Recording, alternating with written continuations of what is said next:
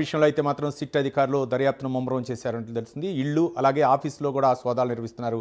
మొత్తానికి ఎలాంటి ఆధారాలు సేకరించారనేది మొత్తానికి కూడా మా కరస్పాండెంట్ తాజా సమాచారం ప్రకారం దూకుడైతే పెంచారు. ఇక మిగతా అంశాల విషయానికి వస్తే గ్రామీణాభివృద్ధి శాఖపై డిప్యూటీ సీఎం పవన్ కళ్యాణ్ సమీక్షా సమావేశం నిర్వహించారు.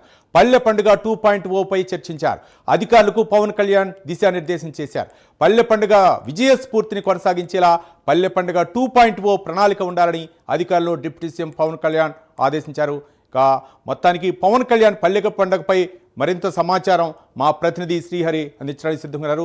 శ్రీహరి, చెప్పండి, పవన్ కళ్యాణ్ ఏ అంశాలపై చర్చించారు?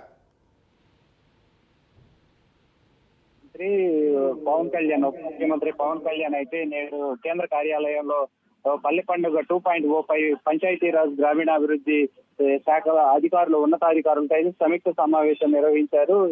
ఇదే విధంగా చూసుకున్నట్లయితే సమీక్షలో మనకి ప్రధానంగా చూసుకున్నట్లయితే ఉన్నతాధికారులు గ్రామీణాభివృద్ధి సంబంధించిన శాఖకు సంబంధించిన ఏవైతే ఉన్నాయో వాటన్నిటికి సంబంధించి వర్కులు ఎలా జరుగుతున్నాయి, ఏంటి విధి విధానాలు ఏంటి అనే దానిపైన కూడా అధికారులతో అయితే సమీక్షించారు.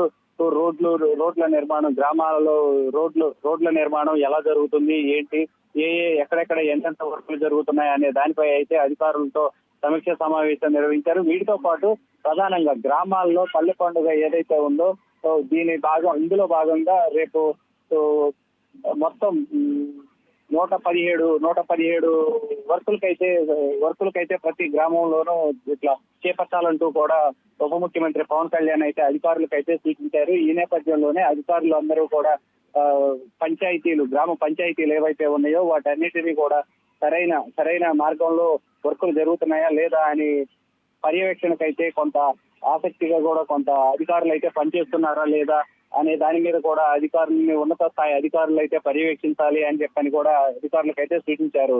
Ravi, right, thank you Srihari.